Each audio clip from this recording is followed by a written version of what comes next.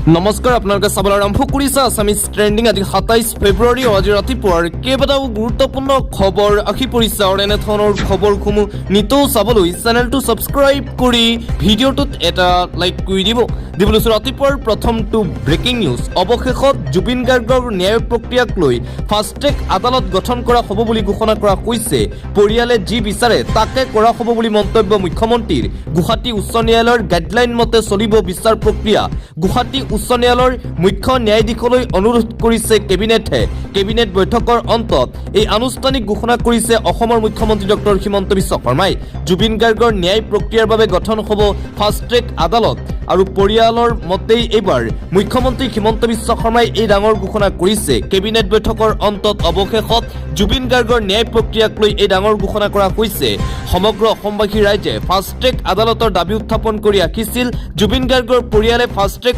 আদালতৰ দাবী উত্থাপন কৰি ৰাখিছিল আৰু অৱশেষত যোৱাকালি অনুষ্ঠিত হোৱা কেবিনেট বৈঠকৰ অন্তত আনুষ্ঠানিকভাৱে ঘোষণা কৰিছে মুখ্যমন্ত্ৰী ডক্টৰ হিমন্ত বিশ্ব শৰ্মাই জুবিন গাৰ্গৰ ন্যায় প্ৰক্ৰিয়াক লৈ গঠন কৰা হ'ব ফাষ্ট ট্ৰেক আদালত অতি শীঘ্ৰেই জুবিন গাৰ্গে ন্যায় পাব বুলি ঘোষণা কৰিছে ৰাজ্যৰ মুখ্যমন্ত্ৰী ডক্টৰ হিমন্ত বিশ্ব শৰ্মাই দিবলৈ আন এটা গুৰুত্বপূৰ্ণ খবৰ 1 এপ্ৰিলৰ পৰা বৃদ্ধি পাব চাহ শ্ৰমিকৰ মজুৰি ডাঙৰ ঘোষণা কৰা হৈছে কেবিনেট বৈঠকৰ অন্তত কেবিনেট বৈঠকত এই ডাঙৰ পদক্ষেপ গ্ৰহণ কৰা হৈছে ৰাজ্যৰ চাহ শ্ৰমিকসকললৈ ভাল খবৰ দিছে চৰকাৰে অহা 1 এপ্ৰিল তাৰিখৰ পৰা বৃদ্ধি পাব চাহ শ্ৰমিকৰ মজুৰি চাহ শ্ৰমিকৰ দৈনিক মজুৰি 30 টকাকৈ বৃদ্ধি পাব ব্ৰহ্মপুত্ৰ উপত্যকাৰ চাহ শ্ৰমিকৰ মজুৰি 280 টকালৈ বৃদ্ধি বৰাক উপত্যকাত চাহ শ্ৰমিকৰ মজুৰি 258 টকালৈ বৃদ্ধি এয়া কেৱল অন্তৱৰ্তীকালীন মজুৰিহে চূড়ান্ত মজুৰি বৃদ্ধি হলে 300 টকাৰ পাৰ হ'ব চাহ শ্ৰমিকসকলৰ কেবিনেট বৈঠকৰ অন্তত ৰাজ্যৰ মুখ্যমন্ত্ৰী ডক্টৰ হিমন্ত বিশ্ব শৰ্মাই কৰিছে এই ডাঙৰ ঘোষণা চাহ শ্ৰমিকলৈ এই ভাল খবৰ দিছে মুখ্যমন্ত্ৰীয়ে পৰৱৰ্তী খবৰ আশা কৰ্মী আৰু আশা ছুপাৰভাইজাৰ সকললৈ ভাল খবৰ দিছে মুখ্যমন্ত্ৰীয়ে আশা এক্সপ্ৰেছ স্কুটি প্ৰদান কৰিব আশা কৰ্মী আৰু ছুপাৰভাইজাৰ সকলক ৰাজ্যৰ 33,656 গৰাকী আশা কৰ্মীয়ে পাব স্কুটি 2570 গৰাকী আশা ছুপাৰভাইজাৰো লাভ কৰিব স্কুটি কেবিনেট বৈঠকত আশা কৰ্মী আৰু আশা ছুপাৰভাইজাৰ সকলক লৈ এই ডাঙৰ ঘোষণা কৰিছে ৰাজ্যৰ মুখ্যমন্ত্ৰী ডক্টৰ হিমন্ত বিশ্ব শৰ্মাই যোৱাকালি কেবিনেট বৈঠক অনুষ্ঠিত হৈছিল আৰু সেই কেবিনেট বৈঠকতেই কেইবাটাও ডাঙৰ ঘোষণা কৰা হৈছে আশা কৰ্মী আৰু আশা ছুপাৰভাইজাৰ সকলক লৈ ৰাজ্য চৰকাৰৰ ফালৰ পৰা এই ভাল খবৰ জাৰি কৰা হৈছে দিবলৈ আন এটা অতিকৈ গুৰুত্বপূৰ্ণ খবৰ এটা ব্ৰেকিং নিউজ হিমন্ত বিশ্ব শৰ্মাৰ বিজেপি চৰকাৰৰ বিৰুদ্ধে পুনৰবাৰ সামাজিক মাধ্যমত সৰব প্ৰদেশ কংগ্ৰেছৰ সভাপতি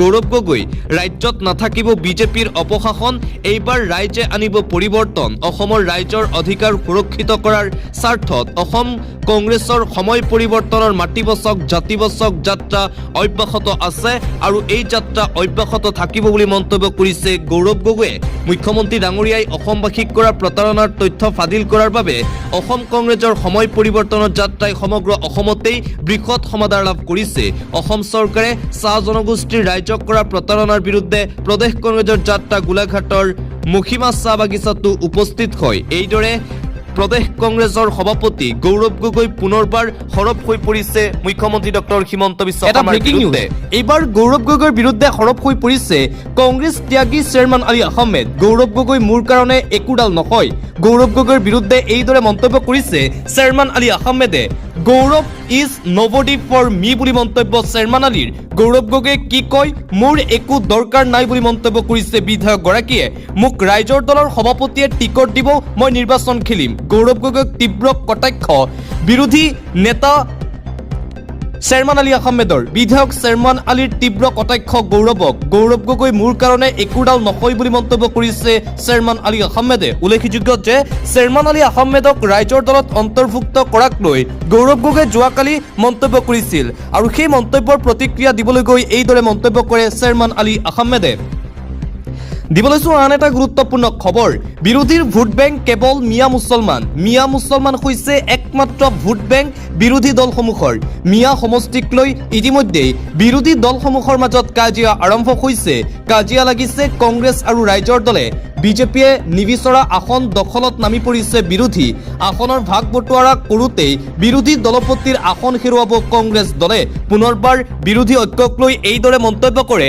ৰাজ্যৰ মুখ্যমন্ত্ৰী ডক্টৰ হিমন্ত বিশ্ব শৰ্মাই আন এটা গুৰুত্বপূৰ্ণ খবৰ ভূপেন বৰাৰ বিৰুদ্ধে এতিয়াও অব্যাহত আছে তীব্ৰ প্ৰতিবাদ বিহপুৰীয়াত আজি পুনৰবাৰ দেখিবলৈ পোৱা গৈছে প্ৰতিবাদী কাৰ্যসূচী ভূপেন বৰাৰ বিৰুদ্ধে বিজেপি কৰ্মীৰ প্ৰতিবাদ অব্যাহত আছে ভূপেন কুমাৰ বৰাৰ আগমনে আউল লগাইছে বিহপুৰীয়াত 26ত বিহপুৰীয়াৰ পৰা নিৰ্বাচন খেলাটো প্ৰায় নিশ্চিত ভূপেন বৰাৰ উত্থাপন হৈছে লোকেল চালানীৰ প্ৰসংগ বিহপুৰীয়াত বিজেপিৰ নেতা কৰ্মীৰ স্থানীয় ব্যক্তিক প্ৰাৰ্থিত্ব প্ৰদানৰ দাবী উত্থাপন ভূপেন বৰা আৰু অমিয় ভূঞাৰ বিপৰীতে স্থানীয় ব্যক্তিক বিচাৰিছে আনহাতে অমিয় কুমাৰ ভূঞাই দেখুৱালে বৰাৰ সৈতে থকা মিত্ৰতা লখিমপুৰত দুয়োকে মঞ্চত দেখা গ'ল একেলগে আপোনালোকে দুভাগ কৰি খোৱা দৃশ্যই বুজাই দিলে বহু কথা ভূপেন বৰাৰ বিৰুদ্ধে বিজেপি কৰ্মীৰ আজিও বিহপুৰীয়া সমষ্টিত তীব্ৰ প্ৰতিবাদী কাৰ্যসূচী দেখিবলৈ পোৱা গৈছে পৰৱৰ্তী খবৰ গৌৰৱ গগৈৰ বাবে উজনি অসমত অশান্ত হৈ পৰিছে কংগ্ৰেছ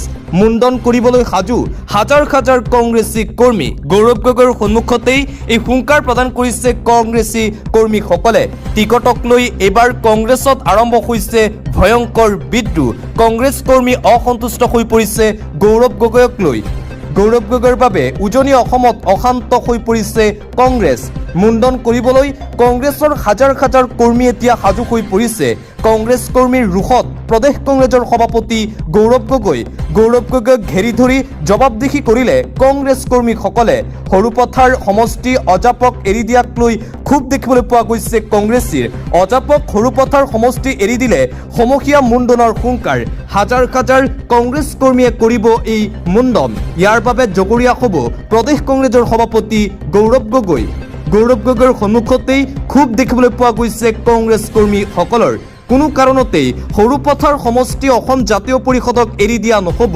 সৰুপথাৰ সমষ্টি নাই অজাপৰ কোনো ভোট অজাপক সৰুপথাৰ সমষ্টি এৰি দিলে পৰিণাম ভুগিব কংগ্ৰেছ দলে হুংকাৰ প্ৰদান কৰা হৈছে আন এটা গুৰুত্বপূৰ্ণ খবৰ মই মৰি যাম কিন্তু ৰাজসাৰ পোন কৰি থাকিম মই ৰাজসাৰ পোন কৰি থিয় হৈ থাকিম কংগ্ৰেছৰ ওচৰত মই ৰাজসাৰ বেকা নকৰোঁ মই অতুল বৰা প্ৰমোদ বড়ো হ'ব নিবিচাৰোঁ এই মন্তব্য কৰিছে বিধায়ক অখিল গগৈয়ে কংগ্ৰেছে সোনকালে চিধাকৈ উত্তৰ দিয়ক মিত্ৰতাক লৈ কিমান আসন ৰাইজৰ দলক দিব স্পষ্ট কৰক কংগ্ৰেছ দলে মই আৰু কংগ্ৰেছৰ লগত কম্প্ৰমাইজ নকৰোঁ বুলি সকিয়নি প্ৰদান কৰা হৈছে এতিয়া আমি ৰাইজৰ মাজত থাকিব লাগিছিল কিন্তু আমি আসন ভাগ বটোৱাৰাই কৰি থাকিব লগা হৈছে বিৰোধীৰ মাজত 12খন আসনত আমি মানি লৈছো 3খনত বন্ধুত্বমূলক যুঁজ হ'ব কিন্তু তাৰ পিছতো নিজৰ স্থিতি স্পষ্ট কৰা নাই কংগ্ৰেছে আমাক ভিলেন বনালে নহ'ব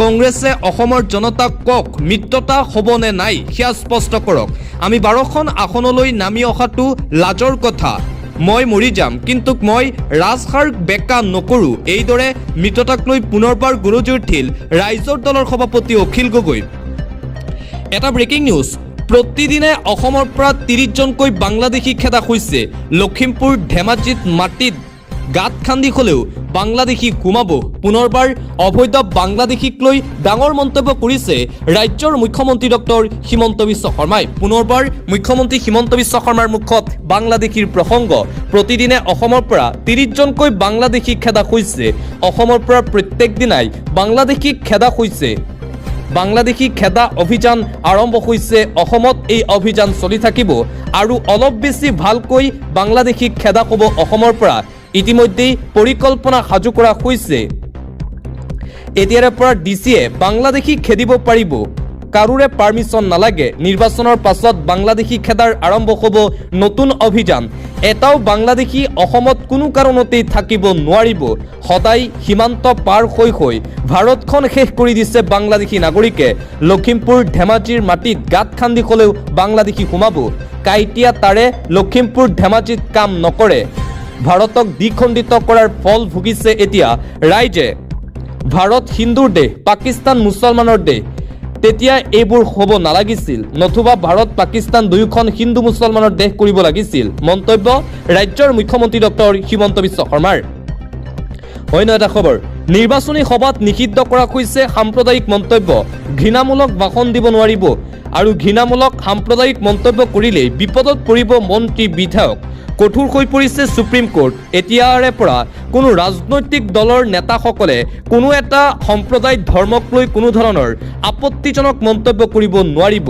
নিৰ্বাচনী সভাত সম্পূৰ্ণৰূপে নিষিদ্ধ ঘোষণা কৰা হৈছে সাম্প্ৰদায়িক মন্তব্য, ঘৃণামূলক ভাষণ, বিপদত পৰিব মন্ত্ৰী বিধায়ক। কঠোৰ সুপ্ৰিম কোৰ্ট। অন্য এটা খবৰ, ৰকিবুল হাটাও কংগ্ৰেছ বচাও। ৰাজপথলৈ এইবাৰ হাজাৰ হাজাৰ কংগ্ৰেছ কৰ্মীৰ প্ৰতিবাদ দেখিবলৈ পোৱা গৈছে। কংগ্ৰেছৰ ধুবুৰীৰ সাংসদ ৰকিবুল হুছেইনৰ বিৰুদ্ধে এতিয়া কংগ্ৰেছীসকলৰ ক্ষোভ। ৰাজপথত হাজাৰ হাজাৰ কংগ্ৰেছীয়ে কৰিছে প্ৰতিবাদ। ৰকিবুল হাটাও কংগ্ৰেছ বচাও শ্লোগানেৰে প্ৰতিবাদ। ৰকিবুল হুছেইনৰ বিৰুদ্ধে কংগ্ৰেছত এইবাৰ মুকলি বিদ্ৰোহ। ৰকিবুল হুছেইনক থকা সৰকা কংগ্ৰেছ কৰ্মীৰ। বিন্নাকান্দি সমষ্টি অজাপক এৰি দিয়াক লৈ এই প্ৰতিবাদ দেখিবলৈ পোৱা গৈছে। ৰকিবুল হুছেইনে গোপন বুজাবুজি কৰাৰ অভিযোগ উত্থাপন। কংগ্ৰেছ শক্তিশালী হৈ আছে বিন্নাকান্দি সমষ্টিত। সাংগঠনিকভাৱে শক্তিশালী হোৱাৰ পাছতেই অজাপক দিয়া হ'ল বিন্নাকান্দি। বিন্নাকান্দিত কংগ্ৰেছ প্ৰাৰ্থী নিদিলে নিষিদ্ধ হ'ব ৰকিবুল হুছেইন। বিন্নাকান্দিত প্ৰৱেশ কৰিবলৈ দিয়া নহ'ব ৰকিবুল হুছেইনক। কোনো কাৰণতেই অসম জাতীয় পৰিষদৰ প্ৰাৰ্থীক সহযোগ নকৰাৰ হুংকাৰ। পৰৱৰ্তী খবৰ, আগতে মই ভাল আছিলোঁ, যেতিয়া মই তেওঁৰ লগত একেলগে আছিলোঁ ঘপককে বেয়া হ'লোঁ। তেওঁৰ বন্ধু বদৰুদ্দিন আজমলক 10 লাখ ভোটত ৰাইজে হেৰুৱালে। যেতিয়া তেওঁ দেখিলে এইবাৰ বদৰুদ্দিনক লৈ তেওঁ ৰাজনৈতিক পাশা খেল খেলিব নোৱাৰে, সেইদিনাৰ পৰাই মুখ লক্ষ্য কৰি লৈছে। মুখ্যমন্ত্ৰী ডক্টৰ হিমন্ত বিশ্ব শৰ্মাক উদ্দেশ্যি এইদৰে মন্তব্য কৰিছে কংগ্ৰেছৰ ধুবুৰীৰ সাংসদ ৰকিবুল হুছেইনে। পৰৱৰ্তী খবৰ, NCERTৰ 8ম শ্ৰেণীৰ পাঠ্যক্ৰমত ন্যায়পালিকাৰ দুৰ্নীতিৰ ওপৰত অধ্যয়ন অন্তৰ্ভুক্তক লৈ উচ্চতম ন্যায়ালয়ত শুনানি। চৰকাৰক প্ৰতিনিধিত্ব কৰি চলিচিটৰ জেনেৰেল তুষাৰ মেহতাই এই ভুলৰ বাবে বিনা চৰ্তে ক্ষমা বিচাৰিছিল যদিও সন্তুষ্ট নহ'ল মুখ্য ন্যায়াধীশ। ক্ষুব্ধ মুখ্য ন্যায়াধীশ সূৰ্যকান্তৰ মন্তব্য, ন্যায়ালয়ক বদনাম কৰিবলৈ এইটো জানি শুনি পৰিকল্পিতভাৱে লোৱা পদক্ষেপ। গতিকে ইয়াৰ পিছত কোন কোন আছে চিনাক্ত কৰিব লাগিব। কঠোৰ সৰ্বোচ্চ ন্যায়ালয়। পৰৱৰ্তী খবৰ, ময়ো আশা কৰি আছোঁ যিসকলক দায়িত্ব দিয়া হৈছে আমাৰ ফালৰ পৰা ৰাইজৰ দলৰ লগত কথা পাতিবলৈ, তেওঁলোকে কিছুদিনৰ আগতেই গোটেইবোৰ একেলগে হৈ কথাবোৰ পাতিছিল। মই আশা কৰোঁ যে পৰৱৰ্তী সময়ত তেওঁলোকে বহি এটা সমাধান আনিবলৈ সক্ষম হ'ব। এইদৰে কংগ্ৰেছ আৰু ৰাইজৰ দলৰ শেহতীয়া মিত্ৰতাৰ পৰিস্থিতিক লৈ মন্তব্য কৰিছে প্ৰদেশ কংগ্ৰেছৰ সভাপতি গৌৰৱ গগৈয়ে। আন এটা গুৰুত্বপূৰ্ণ খবৰ, ৰাজ্যত 1000% বৃদ্ধি মাটিৰ খাজনা। বৃদ্ধি কৰা হৈছে স্থানীয় কৰৰ পৰিমাণো। ঋণ লৈ হিতাধিকাৰীক ধন বিলোৱা মুখ্যমন্ত্ৰী হিমন্ত বিশ্ব শৰ্মাৰ মাধমাৰ। কোনো ধৰণৰ ৰাজহুৱা জাননী নিদিয়াকৈ খাজনা বঢ়োৱাত জনতাৰ হাহাকাৰ। বহু মাটিৰ গৰাকীয়ে খাজানাৰ সৈতে আদায় দিব লগা হৈছে আন প্ৰকাৰৰ কৰ। এই আন প্ৰকাৰৰ কৰ কি, উত্তৰ নাই বিভাগৰ হাতত। আৰু এইবাৰ চৰকাৰৰ ফালৰ পৰা ডাঙৰ সিদ্ধান্ত, ৰাজ্যত 1000% বৃদ্ধি কৰা হৈছে মাটিৰ খাজনা। আন এটা গুৰুত্বপূৰ্ণ খবৰ, ৰমজান মাহত বৰপেটাত উত্তপ্ত পৰিস্থিতি। ওলাই আহিছে শ শ লোক। পবিত্ৰ ৰমজান মাহতেই এই ভয়ংকৰ পৰিস্থিতিৰ সৃষ্টি হৈছে বৰপেটাত। এটা গুৰুত্বপূৰ্ণ খবৰ, ৰমজান মাহত ৰাজপথত ভয়ংকৰ প্ৰতিবাদ।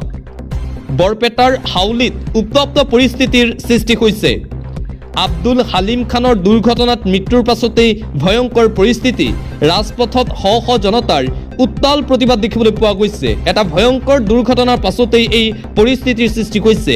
বালি কঢ়িওৱা ট্ৰেক্টৰৰ খুন্দাত নিহত 12 বছৰীয়া শিশু। নিহত শিশুটি 6ষ্ঠ শ্ৰেণীৰ আব্দুল হালিম খান। মৃত শিশুটিৰ ঘৰ হাউলিৰ আইচৰাপাৰত। অবৈধ বালি কঢ়িওৱা ট্ৰেক্টৰ ডাম্পাৰৰ চলাচল বন্ধৰ দাবী প্ৰতিবাদ। পৰৱৰ্তী খবৰ, হিমন্ত বিশ্ব শৰ্মা বিজেপিত থকালৈকে বিজেপিয়ে চৰকাৰ বনাব নোৱাৰে। 45ৰ পৰা 50খন আসন পাব বিজেপিয়ে। 26ত পুনৰ চৰকাৰ গঠন কৰিব নোৱাৰে বিজেপিয়ে। হিমন্ত বিশ্ব শৰ্মাৰ বাবেই এইবাৰ পৰাস্ত হ'ব বিজেপি নিৰ্বাচনত। হিমন্ত বিশ্ব শৰ্মা থকালৈকে বিজেপিয়ে চৰকাৰ গঠন কৰিব নোৱাৰে।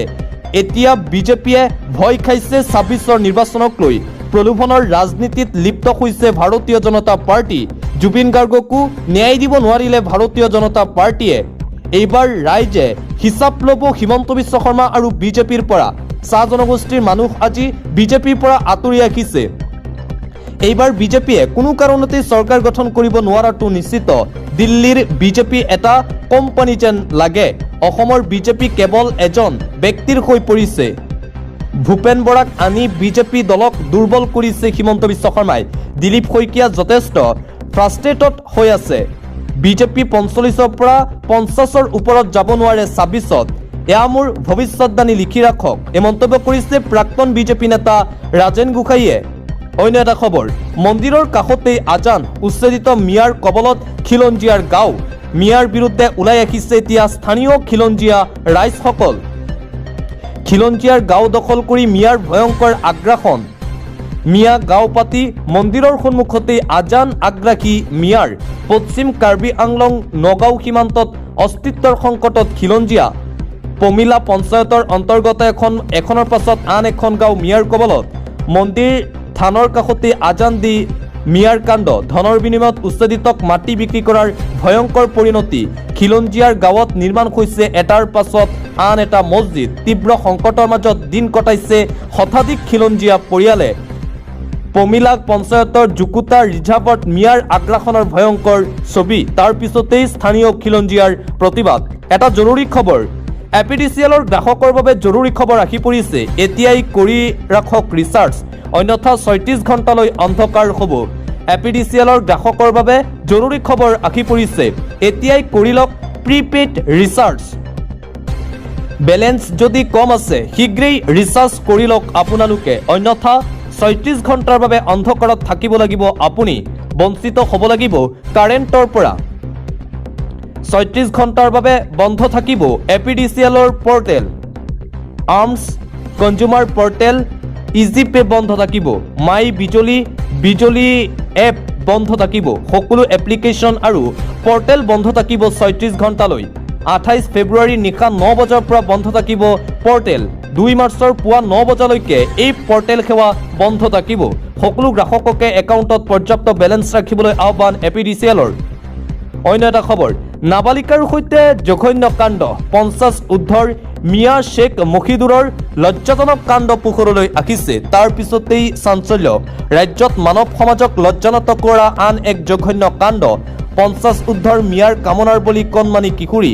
৫০ ঊৰ্ধৰ মিয়া শ্বেখ মহিদুৰৰ কাণ্ডই জোকাৰিছে সমগ্ৰ ৰাজ্য। অসমলৈ অহা নাগালেণ্ডৰ যুৱতীৰ সৈতে জঘন্য কাণ্ড মিয়াৰ। ইতিমধ্যে লম্পট শ্বেখ মহিদুৰক গ্ৰেপ্তাৰ কৰিছে আৰক্ষীয়ে। নাজিৰাৰ বিশুবৰত ৰাজ্য কঁপোৱা এই জঘন্য কাণ্ড সংঘটিত হয়। ৰাজ্যত মানৱ সমাজক লজ্জানত কৰা পুনৰ এই জঘন্য ঘটনা। অন্য এটা খবৰ, মাইক্ৰ' ফাইনেন্সৰ ঋণ লোৱা মহিলা যাব লাগিব জেললৈ। মাইক্ৰ' ফাইনেন্সৰ ঋণী মহিলা সন্দৰ্ভত ডাঙৰ মন্তব্য কৰিছে বিধায়ক অখিল গগৈয়ে।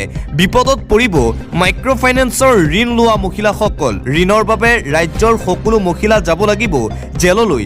এতিয়াও পৰিশোধ কৰা হোৱা নাই মাইক্ৰ' ফাইনেন্সৰ ঋণ।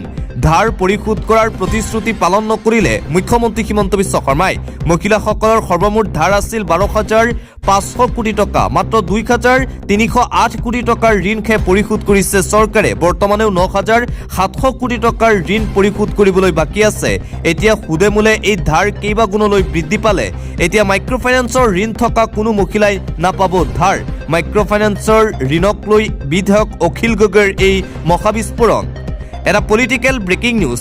এফালে ভূপেন বৰাক লৈ বিহপুৰীয়াত টিকট প্ৰদানৰ বাবে উঠি পৰি লাগিছে মুখ্যমন্ত্ৰী হিমন্ত বিশ্ব শৰ্মা। আনহাতে মুখ্যমন্ত্ৰীৰ স্থিতিৰ বিৰোধিতা কৰিছে বিহপুৰীয়াৰ বিজেপি নেতা কৰ্মীয়ে। তদুপৰি বিহপুৰীয়াত বিজেপিৰ প্ৰাৰ্থী প্ৰক্ষেপ নকৰিবলৈ দাবী অসম গণ পৰিষদৰ। কোনো কাৰণতেই এইবাৰ বিহপুৰীয়া সমষ্টি বিজেপিক এৰি নিদিয়াৰ হুংকাৰ প্ৰদান কৰিছে অসম গণ পৰিষদৰ ফালৰ পৰা। এফালে ভূপেন কুমাৰ বৰাক লৈ বিজেপিৰ ভিতৰচৰাত বিহপুৰীয়া সমষ্টিত ব্যাপক কণ্ঠল দেখিবলৈ পোৱা গৈছে। আৰু আনফালে অসম গণ পৰিষদেও বিজেপিক অনুৰোধ কৰিছে কোনো কাৰণতেই যাতে বিহপুৰীয়াত ভাৰতীয় জনতা পাৰ্টীয়ে নিজৰ প্ৰাৰ্থীক টিকট নিদিয়ে। এইবাৰ অগপ বিজেপিৰ সংঘাতৰ অভিকেন্দ্ৰ হৈ পৰিছে আন এক সমষ্টি বজালী। মন্ত্ৰী ৰঞ্জিত দাসে বজালী এৰি ভৱানীপুৰ হৰভোগ সমষ্টিলৈ যোৱাৰ সিদ্ধান্ত লোৱা খবৰ ওলোৱাৰ লগে লগে সমষ্টিটোত নিৰ্বাচন খেলিবলৈ সাজু ইজনৰ পিছত সিজন অসম গণ পৰিষদৰ নেতা।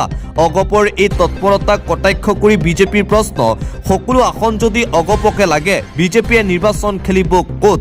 মুঠতে অসম গণ পৰিষদ আৰু ভাৰতীয় জনতা পাৰ্টীৰ মিত্ৰতাক লৈ এতিয়া অব্যাহত আছে কন্দল এতিয়াও চূড়ান্ত হোৱা নাই ভাৰতীয় জনতা পাৰ্টি আৰু অসম গণ পৰিষদৰ মিত্ৰতা ২৬ নিৰ্বাচনৰ পূৰ্বে মিত্ৰতাক লৈ এতিয়া বেমেজালি দেখিবলৈ পোৱা গৈছে বিজেপি অগপৰ মাজত এটা ভাল খবৰ জিম্বাবুৱেৰ বিৰুদ্ধে টিম ইণ্ডিয়াৰ বৃহৎ জয় ভাৰতৰ বৃহৎ জয় ৭২ ৰানৰ বৃহৎ জয় লাভ কৰিছে টিম ইণ্ডিয়াই কথা দি কথা ৰাখিলে টিম ইণ্ডিয়াই যোৱাকালিৰ মেচত প্ৰথমে বেটিং কৰি টিম ইণ্ডিয়াৰ ২৫৭ ৰান সংগ্ৰহ জিম্বাবু টিমে সংগ্ৰহ কৰিলে ১৮২ ৰান ছেমিফাইনেলত প্ৰৱেশৰ বাবে ডো এণ্ড ডাই মেচত জয় ভাৰতৰ ছেমিফাইনেলৰ টিকটৰ বাবে আৰু মাত্ৰ এখোজ দূৰত্বত ভাৰত যোৱাকালি দক্ষিণ আফ্ৰিকাই ৱেষ্ট ইণ্ডিজক হেৰুৱাৰ পাছতেই ছেমিফাইনেলৰ পথ সহজ হৈছে এতিয়া ভাৰতৰ লক্ষ্য হ'ব ৱেষ্ট ইণ্ডিজৰ বিৰুদ্ধে খেলখন জিকিব লাগিব ৱেষ্ট ইণ্ডিজক পৰাজিত কৰিব পাৰিলেই নিশ্চিত হ'ব ছেমিফাইনেলৰ টিকট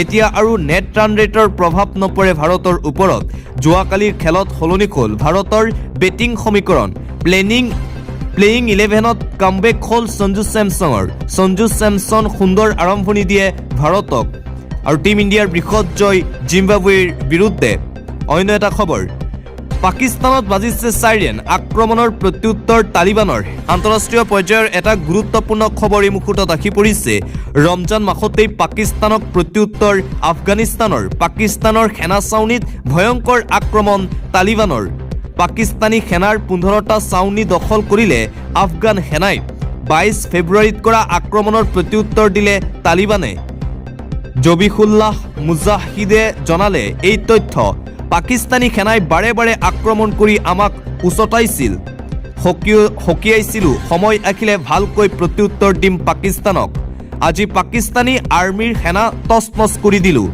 পাকিস্তানী আৰ্মিৰ বিৰুদ্ধে গৰ্জন আফগানিস্তানৰ ২২ ফেব্ৰুৱাৰীত আফগানিস্তানৰ বহু মছজিদ ধ্বংস কৰিছিল পাকিস্তানী সেনাই পুৱতি নিশা চেহেৰীৰ সময়তে প্ৰাণ হেৰুৱাইছিল নিৰীহ লোকে দুৰন্দ লাইনৰ এলেকাত আফগানিস্তানৰ অপাৰেশ্যন সম্পূৰ্ণ ৰণনীতি প্ৰস্তুত কৰি পাক সেনাক এইবাৰ প্ৰত্যুত্তৰ দিছে আফগানিস্তানে এয়াৰ ষ্ট্ৰাইকত মৃত্যু হোৱা নিৰীহৰ পৰিণাম ভুগিব লাগিব পাক সেনাই তালিবানে পূৰ্বেই ধমক দি থৈছিল পাকিস্তানী সেনাক আৰু আফগানিস্তান পাকিস্তানৰ মাজত এতিয়াও যুদ্ধ অব্যাহত আছে অন্য এটা খবৰ অনিল আম্বানীৰ ৩৭১৬ কোটি টকাৰ বাসগৃহ জব্দ কৰিছে ইডিয়ে এবাৰ অনিল আম্বানীৰ বিৰুদ্ধে ইডিৰ ফালৰ পৰা বৃহৎ অভিযান চলোৱা হৈছে তালাচী অব্যাহত আছে ইডিৰ অনিল আম্বানীৰ বাসগৃহত উদ্যোগপতি অনিল আম্বানীৰ বিৰুদ্ধে ইডিৰ বৃহৎ অভিযান অনিল আম্বানীৰ বাসগৃহত জব্দ কৰে ইডিয়ে